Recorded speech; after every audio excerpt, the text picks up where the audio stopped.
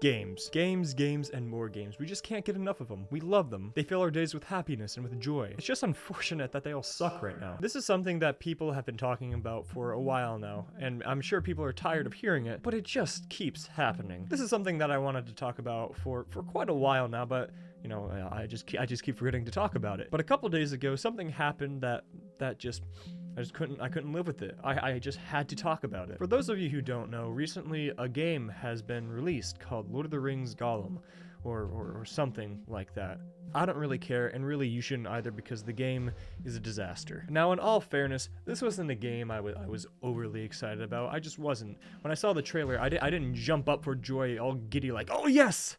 Yes! I get to play as Gollum! I get to sneak around and crawl on the walls! The game never seemed interesting to me when it was first announced, and apparently I was justified in my thought process, because the game is boring. It's just sneaking across the walls, and apparently half the game takes place in a prison, which isn't really fun, because it's the starting area. But that's not why the majority of people are upset with this game. It's not the fact that it's boring, it's the fact that it doesn't work. Because the game is buggy as hell. You get captured when you don't mean to. The frame rates of the game is just not optimal and not playable at times. And it's being compared to a PS2 game, which is not a compliment at all. Now, I know what you're thinking, that this is just one game. I don't know why you're getting so upset about this one game. It's not just this one game. This game is just the catalyst to an ongoing problem that's been plaguing current games for quite a while now. Because it's not just Gollum. It seems like a load of these recent games that have been coming out have been just woefully disappointing. And usually because of one main reason. The games aren't ready. It seems like games are just being rushed out without being polished or really even optimized. And we've seen this with so many major games in the past. Fallout 76, Battlefield, unless we forget the biggest disappointment of them all, Cyberpunk, which was just a whole load of letdown and nothing else. And then the game just kind of faded into obscurity. And even though I'm sure they fixed some stuff, it doesn't matter. And that's kind of the point. When a game is released, it's expected that the game is at least finished, and you know, it's common that bugs will appear, because once it's put out into the main audience with thousands if not millions of people playing it, that's when people can point out bugs that developers might have missed. And then when they see that these bugs are happening, that's when they can fix it so that the game can become even more better. Problem is that they seem to release them with bugs that are just blatantly obvious, such as in Gollum. The entire point of that game, the Gollum game, is to make your way sneaking around without getting captured, and sometimes the message displays that you've been captured, even if they're just walking around. So buggy. Very, very buggy. And it seems like this is something that a lot of games are doing as soon as they're being released. Developers seem to not be caring as much about the quality of the game. They care more about getting it out and then solving the problem later. They'd rather have it out so they can start making money without really caring about the quality of the game experience. Now, this isn't all games, and it might not even be most of the games, but it's a problem that keeps reoccurring and has been disappointing people for years now. But let's say that everything is right. Let's say that a new game is released with little to no bugs, and it's exactly as, you know, people want to play the game. There's one major area that developers consistently overlook, and that's optimization. A lot of these games are gigabytes upon gigabytes in size. I mean, let's just look at Call of Duty. It's like 120 gigabytes. That's insane. Especially if you're on a console. A console only has about, what, 300, 500 gigabytes? And I'm sure that size can be optimized so that it can be smaller and, you know, more compact, so you have room for other games that you want to play. I'm not an expert in games. I'm really not. And what I'm saying might just be a whole load of hoo-ha and hoo-hash. But it feels like more things can be done to ensure a more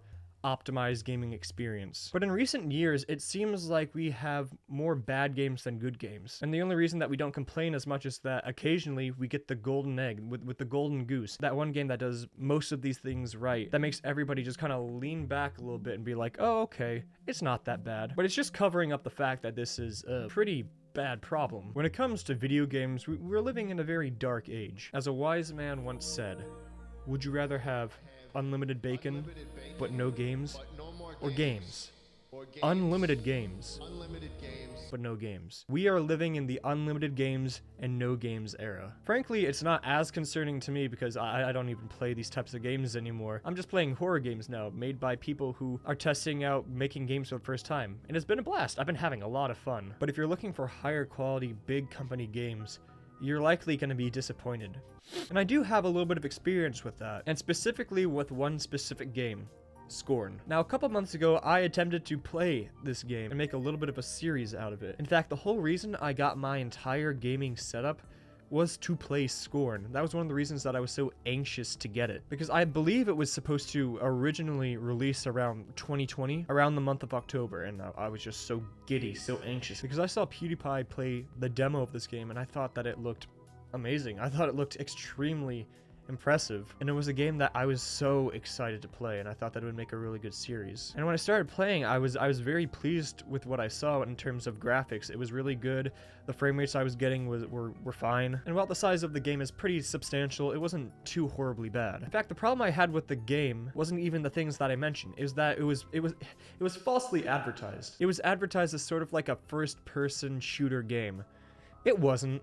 It was a puzzle game. And I have nothing against puzzle games, it's just I'm not that good at them. And I think that's pretty abundantly obvious if you look at any videos that I've done where I play a horror game that have to do with puzzles. I'm a smart guy, just not with puzzles, especially when there's no explanation as to what to do. And I was hoping that the puzzle was just the beginning area, but it wasn't. And I soon found out that that's the entire game, puzzles. I also found out that a lot of people were upset with the game because it was just puzzles. And I still have Scorn downloaded, but I haven't touched it since that second episode or first episode. I don't even think I made a second. It was just so disappointing that it was falsely advertised, that the gameplay did not meet up to the standard that I raised for myself. Now that I'm done with my little sidebar, is this the end of games? No, it's not. It's an unfortunate setback that I think a lot of game companies need to deal with, but I don't think it's the end. In fact, I think it's just the beginning. Gaming design and graphics and what people are able to do in terms of coding has increased dramatically over the past couple years. And it's really impressive, but I think the problem that is currently going on is that optimization and coding has not really caught up. We have the ability to make these really impressive looking games, but the coding and making sure that there's no bugs, and also making sure that the size is not too large. I think that's kind of the issue. I don't know if we have the technology for that, so to say. Because if you're going to have an impressive game, it's going to cost you. It's going to cost you a lot of file space. And I don't think the optimization has really caught up yet. But I think one day, and hopefully soon, that will be changed. I have hope that these new coming games are going to fix that problem, that people are going to take more care in optimization, that they're going to take more care in making sure that there's not as many bugs. We've got a couple mainstream games coming up, not in the near future, but they are coming up. Elder Scrolls 6, GTA 6, Hytale. Those are the three big babies. And I think it's a good thing that they're taking so long. Hopefully that means that they're taking a lot of care in making sure that there's not as many bugs, that it's well developed, and hopefully they work on optimization. Now, to be fair, Cyberpunk 2077 also took a long time, and we saw what happened to that. But I think a lot of developers have learned from Cyberpunk 2077 and are using it as a cautionary tale of what not to do. That's the hope. In the end of the day, we don't know what goes on in the minds of game developers. But hopefully one day soon, we will have games. Unlimited games. And games.